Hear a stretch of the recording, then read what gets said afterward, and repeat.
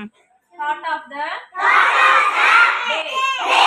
Education is not the learning of facts, but the training of the mind to think. Education is not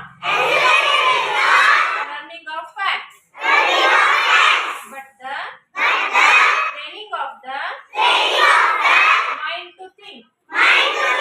ಇದ್ರ ಅರ್ಥ ಏನಂತಂದ್ರೆ education ಶಿಕ್ಷಣ ಅನ್ನೋದು ಬರೆಯೋ ಸತ್ಯಗಳನ್ನ ಕಲಿಯೋದು ಬರೇ ಏನೇನೋ ಒಂದು ಹೊಸ ಹೊಸ ಕಲಿಯೋದಲ್ಲ.